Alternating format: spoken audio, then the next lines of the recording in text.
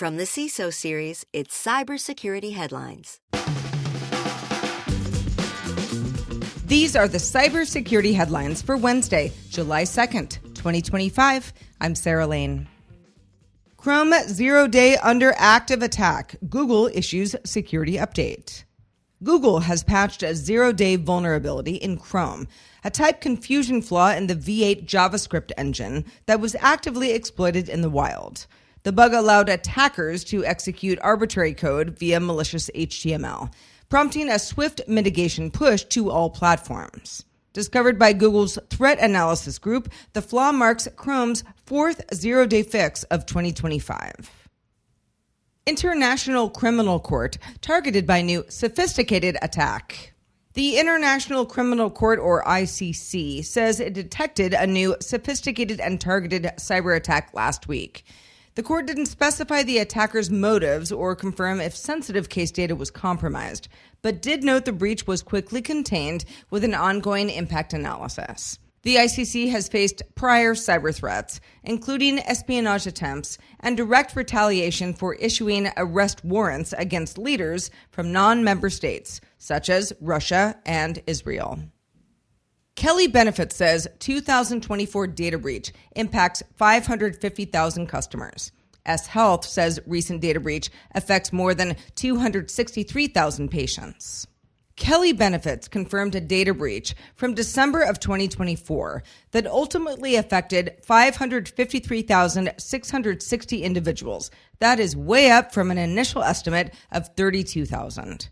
The compromised data includes names, social security numbers, medical and health insurance information, and in some cases, financial account details. The breach impacted 46 affiliated organizations, including major insurers like United Healthcare and Aetna, and affected individuals are being offered 12 months of free credit monitoring and identity theft protection.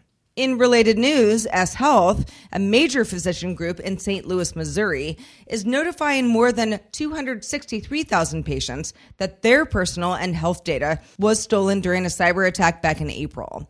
The breach disrupted patient-facing systems and let attackers access and infiltrate files containing names, dates of birth, health insurance information, and medical record numbers.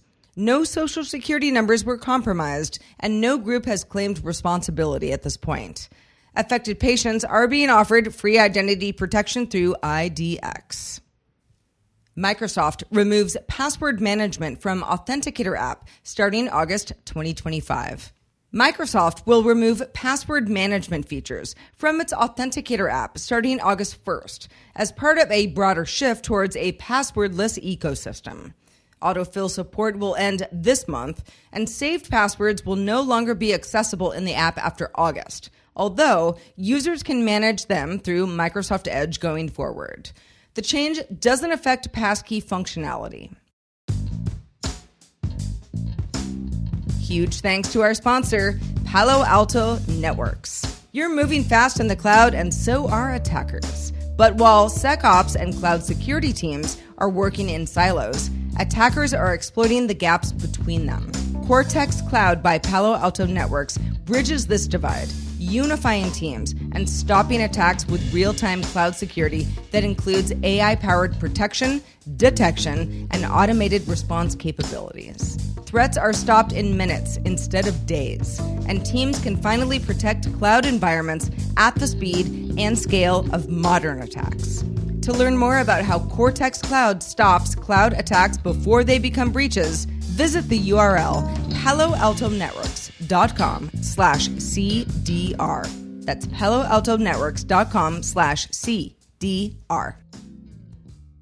AT&T now lets you lock down your account to prevent SIM swapping attacks. AT&T has launched a new account lock feature to help prevent SIM swapping attacks by blocking unauthorized changes to phone numbers, SIM cards, billing details, and device upgrades. Users can enable or disable the feature using the My AT&T app, and only primary or secondary account holders have access. Other carriers like Verizon and T-Mobile already offer similar protections. Cyber attack on Russian independent media had links to U.S.-sanctioned institute, researchers find. Researchers say a recent DDoS attack on Russian independent media outlets iStories and Verstka was linked to Byterica, a Russian hosting provider tied to a U.S.-sanctioned state tech institute. 1/3 of the attack traffic reportedly came from Byterica, whose owner, Valentina Alashina, has ties to military software development. New flaw in IDEs like Visual Studio Code lets malicious extensions bypass verified status. Researchers have discovered that popular IDEs like Visual Studio Code and IntelliJ IDEA contain flaws in their extension verification process, allowing malicious plugins to appear verified and then execute code on developer machines. The exploit relies on mimicking metadata from trusted extensions to bypass verification, posing serious risks, especially for developers installing extensions from unofficial sources. Microsoft says its marketplace blocks such extensions, but the vulnerability was still found exploitable as of late June. Cloudflare puts a default block on AI web scraping.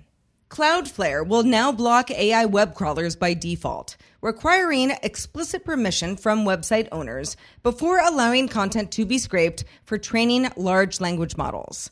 The move is designed to protect original content and establish a more equitable economic model, as AI companies have previously scraped content without consent or compensation. Cloudflare says the shift gives creators control and promotes responsible AI development, though its impact may be limited on major social platforms that also develop their own LLMs. If you have some thoughts on the news from today or about the show in general, be sure to reach out to us at feedback@cisoseries.com. We would love to hear from you.